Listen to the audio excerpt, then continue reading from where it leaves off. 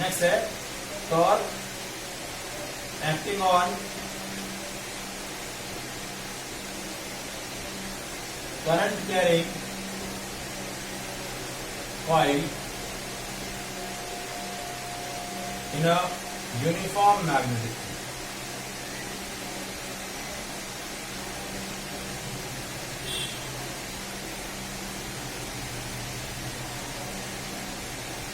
ठीक है, external uniform magnetic field के अंदर हमने उसको क्या किया है, प्लेस किया। तो अब इसमें सिचुएशन क्या दे रखी है। Now first you consider current carrying rectangular coil, एक करंट कैरिंग रेक्टेंगुलर कॉइल ले ली for example PQRS, which is placed in a external uniform magnetic field in a such a way that its axis is perpendicular to the magnetic field। उस coil का जो axis है वो magnetic field के क्या है, परपेंडिकुलर।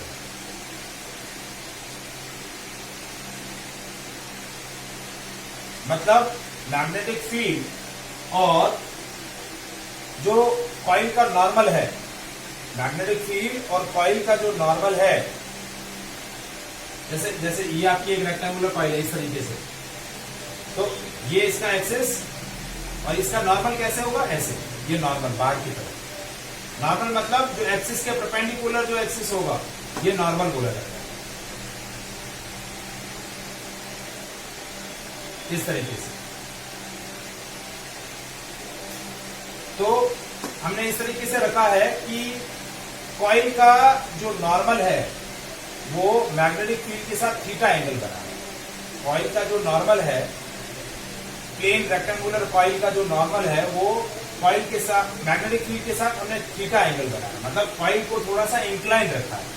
कॉइल को ऐसे, जैसे ये मैग्नेट है, कॉइल को ऐसे नहीं रखा, कॉइल को थोड़ा सा इंक्लाइन करके रखा है, ताकि क्या है, कॉइल का जो नॉर्मल है वो मैग्नेटिक फील्ड के साथ क्या बना रहा है, थीटा एंगल बना। सो देखिए कैसे फिगर हम ड्रॉ कर रहे हैं। ये दो मैग्नेट है, हॉर्स शू मैग्नेट, जो पावरफुल मैग्नेटिक फील्ड प्लेस क्या कर रहे हैं, प्रोड्यूस कर रहे हैं। और इसके अंदर एक हमने रेक्टेंगुलर कॉइल प्लेस करी है। उस रेक्टेंगुलर कॉइल की जो लेंथ है वो हमने ले रखी है L, और उसकी ब्रेथ जो ले रखी है वो है स्मॉल b। क्या ले रखी है, स्मॉल b। लेंथ L है, स्मॉल l, और ब्रेथ है स्मॉल b। ठीक है, तो इस तरीके से हमने इसको प्लेस किया है।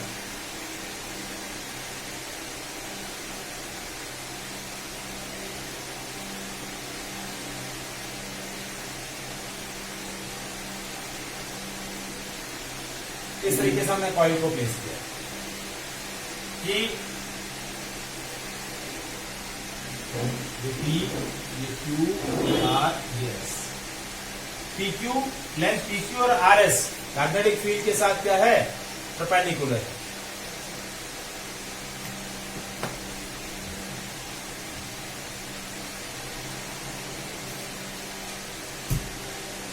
ठीक है, ये आपकी लेंथ L और ये आपकी ब्रेथ B। इस तरीके से ये कॉइल का एक्सिस, ये मैं जो डायमेंशंस है वो हटा दे रहा हूं, डायग्राम में नहीं मेंशन कर रहा हूं। ठीक है, मैग्नेटिक फील्ड कैसे होगा, मैग्नेटिक फील्ड ऐसे, देखिए मैग्नेटिक फील्ड लाइंस है, ये magnetic field lines. Uniform magnetic field है, तो यूनिफॉर्म मैग्नेटिक फील्ड क्या होगा, पैरेलल और इक्विडिस्टेंस मैग्नेटिक फील्ड लाइन से रिप्रेजेंट होगा। ये मैग्नेटिक फील्ड और ये मैग्नेटिक फील्ड वेक्टर हमने यहाँ ड्रॉ किया, ये भी, और ये इसका नॉर्मल और मैग्नेटिक फील्ड के बीच का एंगल क्या है, थीटा। देखिए अब एक्चुअल में आपको यहाँ कंफ्यूजन हो रहा होगा कि नॉर्मल को शीट पे दिखा रहा हूं मैं। देखिए नॉर्मल ऐसे है, यूं, तो मैग्नेटिक फील्ड के साथ नॉर्मल ऐसे थीटा बना रहा, लेकिन उसको शीट पे दिखाना है तो इसलिए इसको शीट पे ऐसे दिखाया है नॉर्मल। ये नॉर्मल जो है वो मैग्नेटिक फील्ड वेक्टर के साथ क्या बना रहा है, थीटा एंगल बना रहा है। क्या बना रहा है, थीटा। डायग्राम समझ में आया।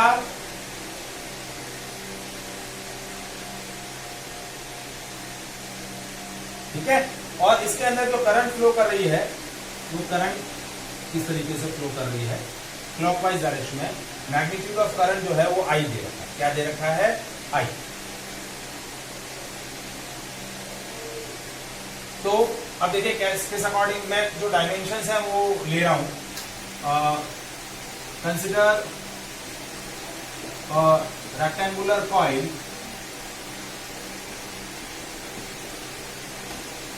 जिसके अंदर लेंथ PS और QR आपको दे रखी है। PS और QR आपको दे रखे हैं L, और PQ और RS ये आपको दे रखे हैं B।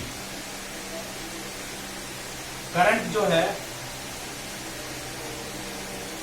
वो मैग्नीट्यूड है I। करंट का मैग्नीट्यूड क्या है? I दे रखा है, ठीक है। और मैग्नेटिक फील्ड आपका क्या है? मैग्नेटिक, यस, वापस से ब्लर हो गया है।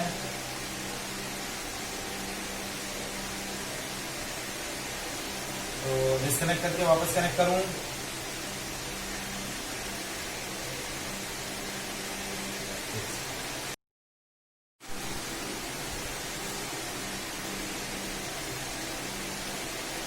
अब देखिए, this rectangular coil consist of 4 current carrying conductor which are placed in external magnetic field. देखिए 4 वायर हैं, PQ, RS, QR और PS। थोड़ा देखिए, ये थोड़ा सा ये इसका लेंथ थोड़ा कम कर देता हूं।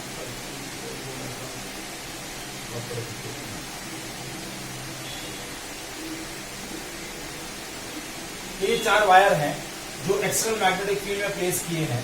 तो जब आप पैरेलल वायर्स को क्या करेंगे, या कंडक्टर वायर्स को एक्सटर्नल फील्ड में प्लेस करेंगे, दे एक्सपीरियंस अ फोर्स, और वो फोर्स क्या क्रिएट करेगा? टॉर्क क्रिएट करेगा। क्या क्रिएट करेगा? टॉर्क। ये जो एंगल थीटा है, थीटा क्या है मैं लिख दे रहा हूं। Theta is a angle between normal of coil and magnetic field. ये ध्यान रखेंगे, थीटा जो है that is angle between normal of the coil और मैग्नेटिक फील्ड के बीच का एंगल है। अब देखिए, मैं इन चारों वायर्स पर क्या कर रहा हूं? फोर्स का मैग्नीट्यूड कैलकुलेट कर रहा हूं 1 by 1। तो पहले मैंने कैलकुलेट किया फोर्स ऑन वायर QR। सबसे मैं किस पे कर रहा हूं? QR पे कैलकुलेट कर रहा हूं।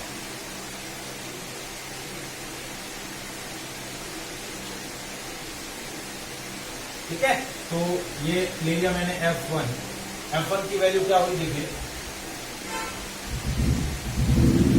I L। अब इस वायर का लेंथ, QR का लेंथ कितना है? L cross B। आप क्या कह रहे हैं बेटा?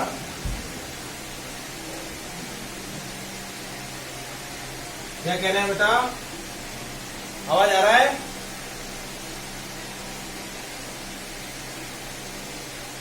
अभी आ रही है आवाज? आ रही है?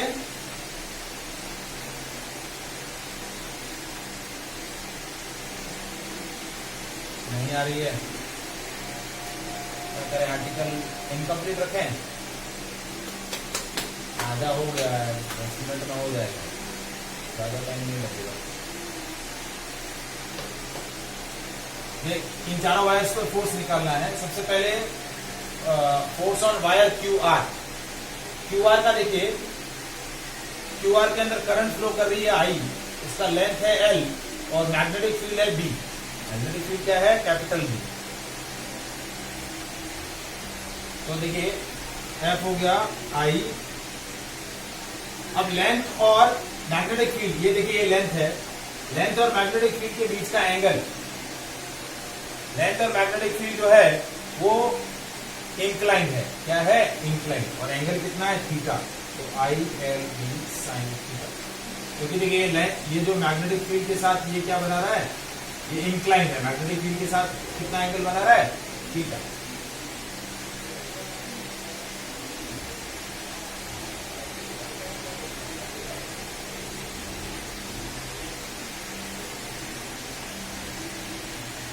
ये हो गया फोर्स, हो गया ILB साइन थीटा। अब फोर्स की direction Fleming left hand rule से, तो देखिए ये मैग्नेटिक फील्ड, ये करंट, अभी देखिए इंक्लाइंड है, परपेंडिकुलर नहीं है, तो इस तरीके से इंक्लाइन रखा है।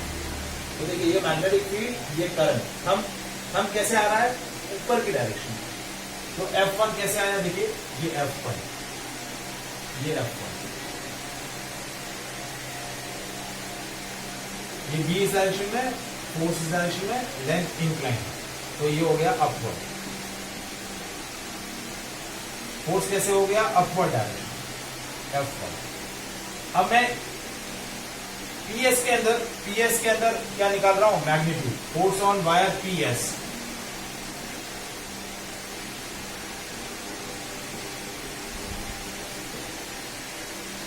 अब PS के अंदर फोर्स कैसे निकलेगा, F2 is equal to I L cross B।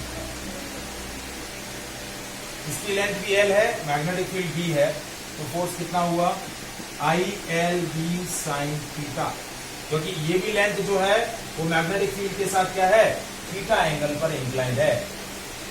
ये लेंथ देखिए, ये लेंथ मैग्नेटिक फील्ड के साथ इंक्लाइंड है थीटा एंगल पर, तो फोर्स कितना आया, ILB साइन थीटा।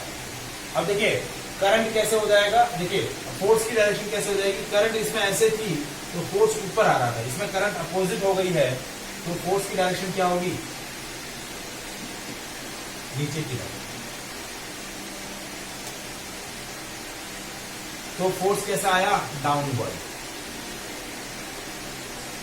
तो ये जो दो फोर्स आए F1 और F2, force on wire QR और फोर्स ऑन वायर PS, ये दोनों फोर्स इक्वल इन मैग्नीट्यूड है, और दोनों फोर्स की जो लाइन ऑफ एक्शन है देखिए सेम है। So these force are equal and opposite. F1 और F2 इक्वल और अपोजिट है, कैंसिल हो जाए। जब दो फोर्स इक्वल हो और फोर्स की लाइन ऑफ एक्शन सेम हो तो वो क्या हो जाते हैं, कैंसिल हो जाते हैं। तो F1 और F2 कैंसिल हो गए। समझ में आया ये लॉजिक?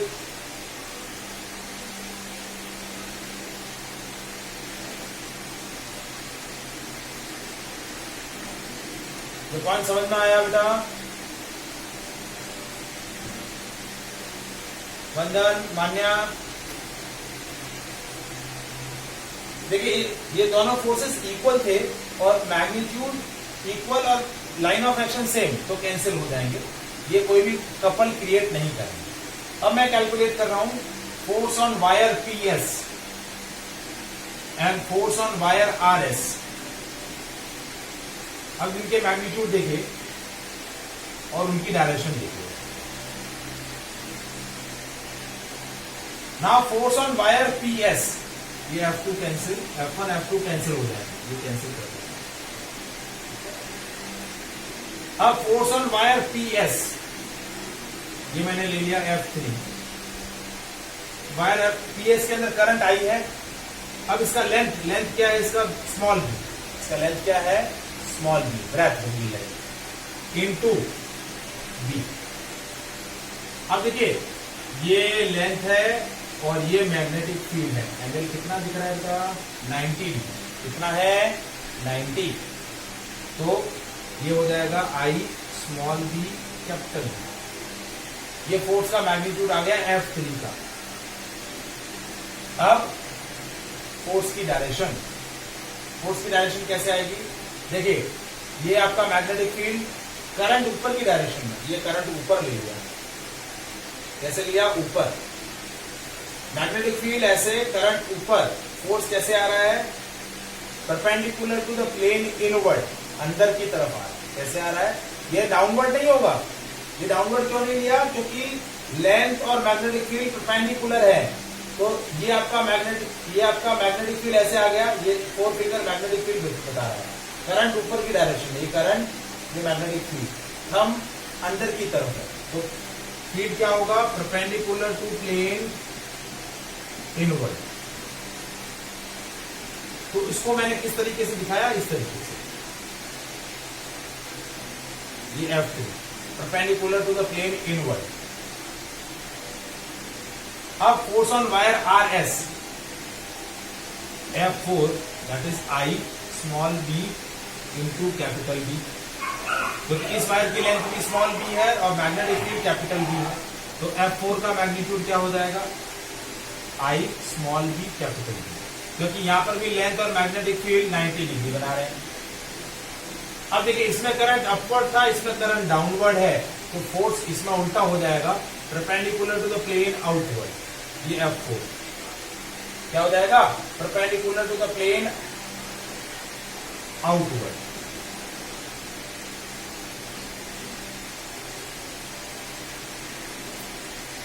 अब देखिए ये जो F3 और F4 है दोनों के मैग्नीट्यूड सेम है, F3 और F4 के मैग्नीट्यूड सेम है, लेकिन दोनों की जो लाइन ऑफ एक्शन है वो अलग अलग है। एक perpendicular to the plane outward है, एक perpendicular to the plane inward है। दोनों की लाइन ऑफ एक्शन अलग अलग है। लाइन ऑफ एक्शन अलग अलग होने की वजह से दोनों फोर्सेस कैंसिल नहीं होंगे। ठीक है, कैसे हो रहा है, देखिए ये कॉइल है, ये आपकी कॉइल है, ठीक है, तो कॉइल पर एक फोर्स ऐसे लग रहा है और एक फोर्स ऐसे लग रहा है। एक फोर्स की लाइन ऑफ एक्शन ये है और एक फोर्स की लाइन ऑफ एक्शन ये है, तो ये क्या करेंगे, कॉइल को घुमाएंगे। क्या करेंगे, कॉइल को ऐसे घुमाएं। So they create a couple, two equal forces whose line of action are different, या लाइन ऑफ एक्शन जो है वो पैरेलल है, तो they will create a couple. वो क्या क्रिएट करेंगे, कपल क्रिएट करेंगे। और क्या आपका जो कॉइल PQRS है वो क्या एक्सपीरियंस करेगा, टॉर्क एक्सपीरियंस करेगा। क्या एक्सपीरियंस करेगा, टॉर्क एक्सपीरियंस करेगा। तो अब देखिए कैसे टॉर्क कैलकुलेट हो रहा है वो मैं बता रहा हूं। टॉर्क की वैल्यू कैसे आएगी, F3 और F4 की डायरेक्शन कैसे है वो भी मैं डायग्रामेटिकली आपको रिप्रेजेंट कर रहा हूं। ठीक है, ये आपका ये वायर, ये कौन सी लेंथ होगी, ये लेंथ होगी L। ये कौन सी लेंथ होगी, L। ये आपका force F4 perpendicular plane outward, ये F3 perpendicular to the plane inward. ये इसकी लाइन ऑफ एक्शन है, ये इस फोर्स की लाइन ऑफ एक्शन है। और ये जो लेंथ है, ये लेंथ आपको दिया हुआ है L। क्या दिया हुआ है, L। ये आपका नॉर्मल, ठीक है, और ये आपका एक्सिस था, ये आपका मैग्नेटिक फील्ड था। शायद अब आपको डायग्राम थोड़ा सा क्लियर हो जाएगा। ठीक है, ये आपका ये रेक्टेंगुलर कॉइल की ये जो लेंथ जो इंक्लाइन थी वो है, ठीक है, ये लेंथ आपकी हो गई L। ये वाली लेंथ है L।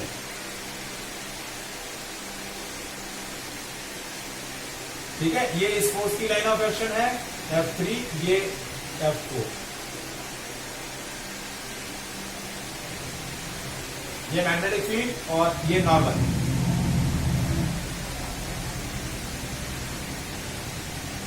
और ये आपको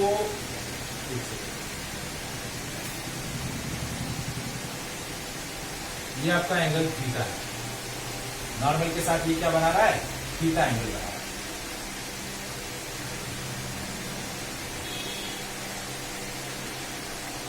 तो देखिए ये एंगल आपका क्या हो जाएगा, 90 माइनस थीटा। और ये वर्टिकली अपोजिट, तो ये एंगल भी 90 माइनस थीटा। ये 90 माइनस थीटा, तो ये एंगल थीटा। एंगल समझ में आए।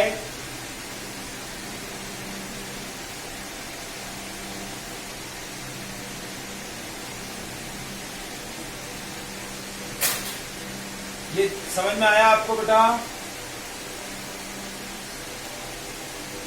देखिए ये मैग्नेटिक फील्ड के साथ ये थीटा बना रहा है, तो ये 90 माइनस थीटा,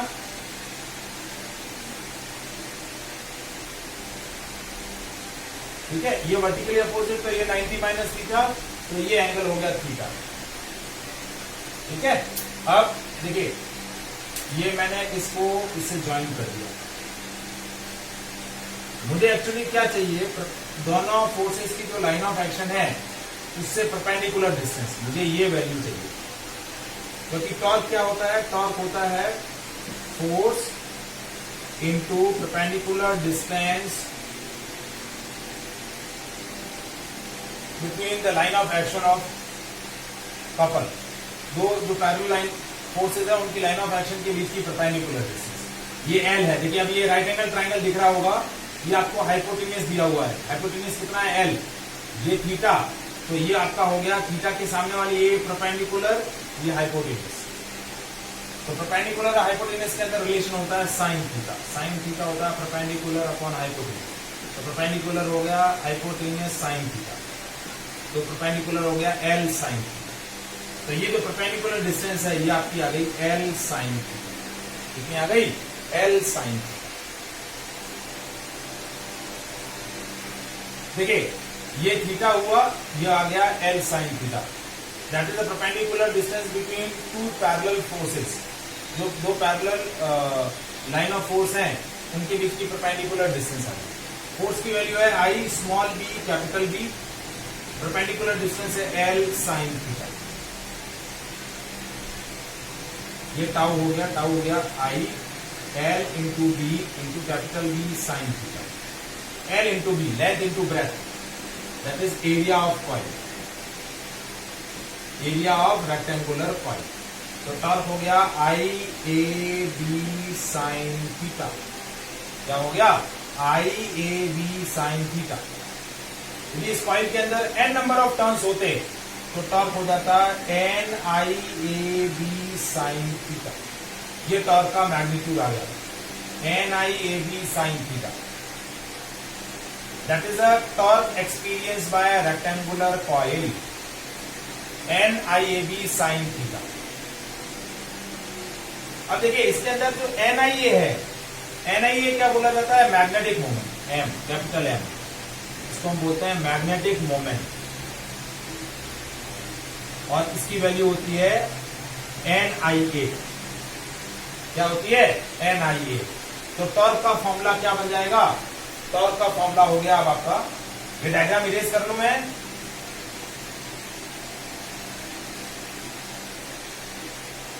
तो टॉर्क का फॉर्मूला क्या हो गया, torque is n I a b sine theta. इस एन आई ए की जगह मैं रख दिया कैपिटल एम, कैपिटल एम है मैग्नेटिक मोमेंट। तो टॉर्क हो गया m b sine theta. Tau is equal to m cross b. This is the expression of torque experience by current carrying a rectangular coil.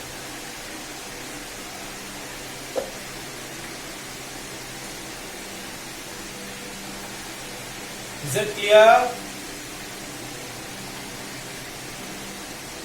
अब इसके अंदर दो special cases हैं।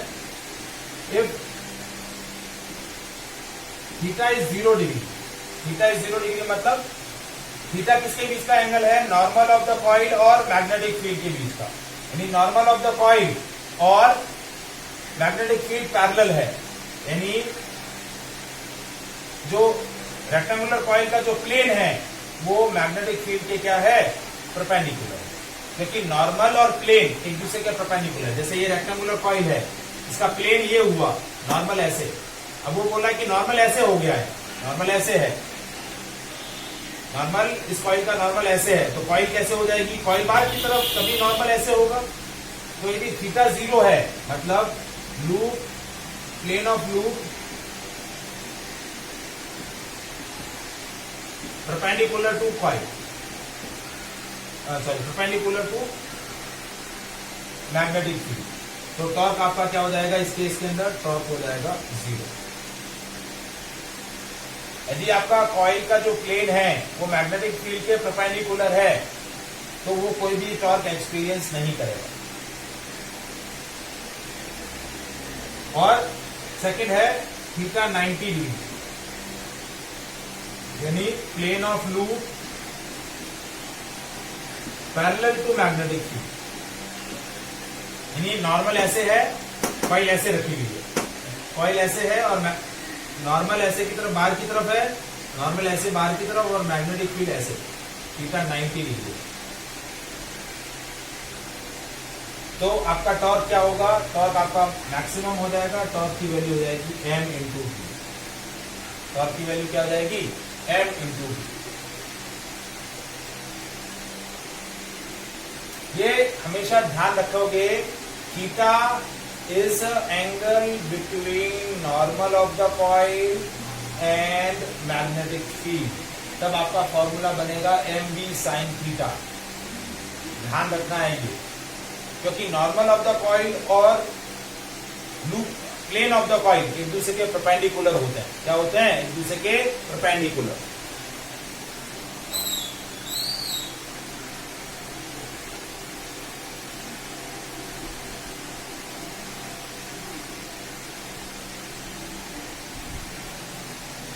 Is it clear? Article समझ में आया या ऊपर से गया है?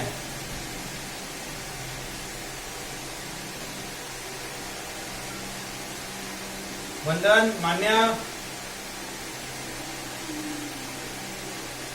ठीक है। So that is all about the today session, क्योंकि हमारा जो नेक्स्ट आर्टिकल है मूविंग कॉइल गैल्वेनोमीटर, प्योरली इसी पर बेस्ड है। ठीक है, तो वो आपको अच्छे से प्रैक्टिस करना रहेगा, क्योंकि वो मूविंग कॉइल गैल्वेनोमीटर और its interconversion into ammeter and voltmeter, ये आपका इस चैप्टर का लॉन्ग आंसर बनता है, तो वो अच्छे से याद करना है आपको। वो टॉर्क के ऊपर बेस्ड है। ठीक है, so that we will discuss in the next session. ठीक है, so that is all about the today session. Okay, thank you.